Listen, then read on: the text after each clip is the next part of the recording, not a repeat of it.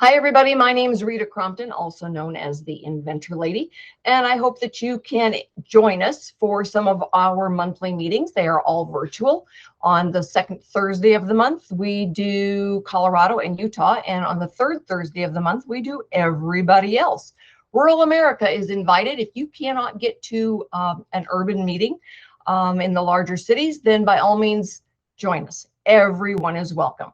And we answer your questions. We help you get to the next step of the inventing process. Today, we're talking about non-disclosures. When do you need it? When should you go after one? And when is it overkill? I had an inventor I was talking with last week, and he's saying, well, my attorney said that I should get a non-disclosure. It's like, well, then get another attorney because your patents have already issued. They are part of the public domain. All right, so let's back that up just a little bit and see, when do you chase the NDA? Well, first of all, when you're just getting started, all right, when you don't have any intellectual property to fall back on.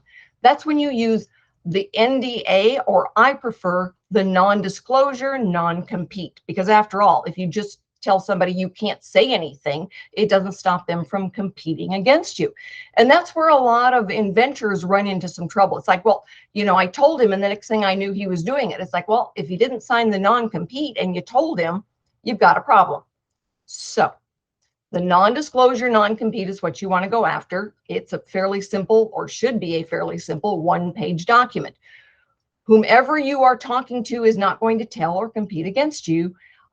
In mine, I've got 5 years. Sometimes they ask for it to be 3 years. You can decide. And if you want one emailed to you free of charge, shoot me an email. I am happy to send them out. Use them everywhere in the beginning. Okay.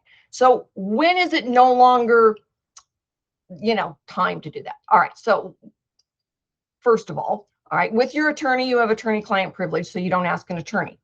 When you're talking to an engineer, when you're talking to someone like me, then it's appropriate. I sign them all the time. Engineers, when you're talking about, pricing and, estimates, but you haven't filed any intellectual property yet. That's when you chase the NDA. Once you are patent pending, you filed a provisional patent application. That's when, okay, you can stop going after the NDA because you filed the intellectual property.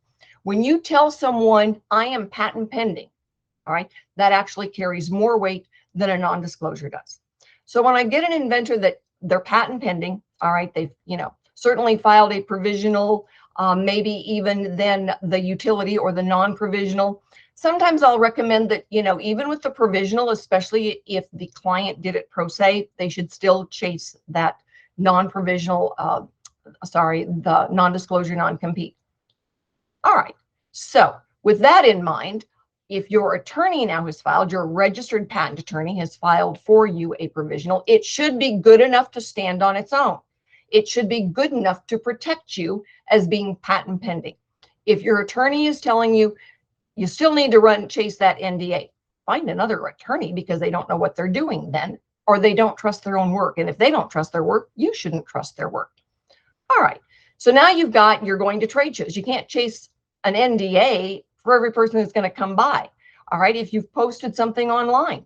All right, so I'm not really sure why, once you've started posting, showing, that an attorney is going to say, oh my goodness, you have got to get a non-disclosure signed.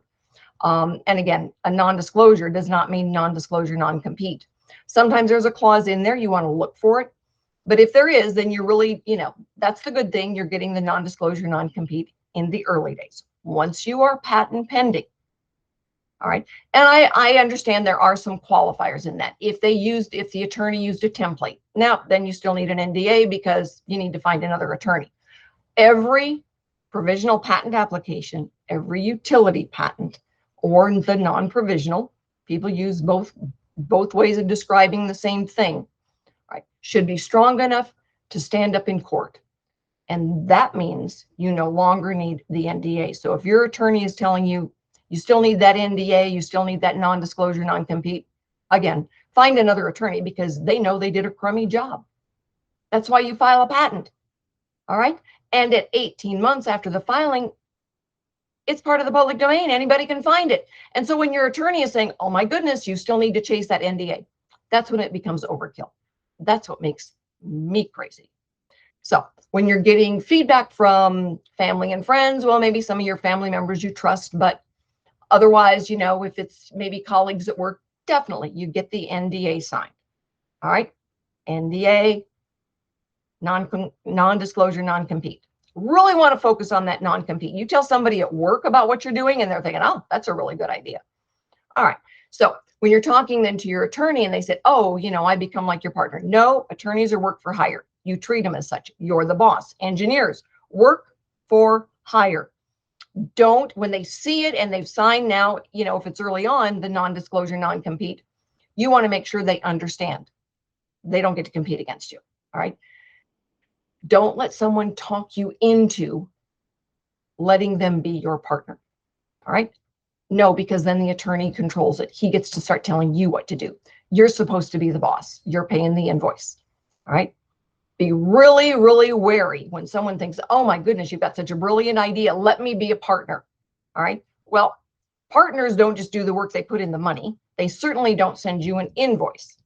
And if you say, wow, that's a lot. Yes, it is complicated. There is no doubt about it. But when you're really focused in the early days, you go after the NDA, all right, a non-disclosure agreement or a non-disclosure non-compete. If you're really getting into the weeds, you might need a non-disclosure, non-compete, non-circumvent, and that you do need an attorney to draft. But again, you're the boss, he's work for hire, you're paying the bill, ask him how much it's going to be to draft something like that. If you want my non-disclosure, non-compete, I give them away free.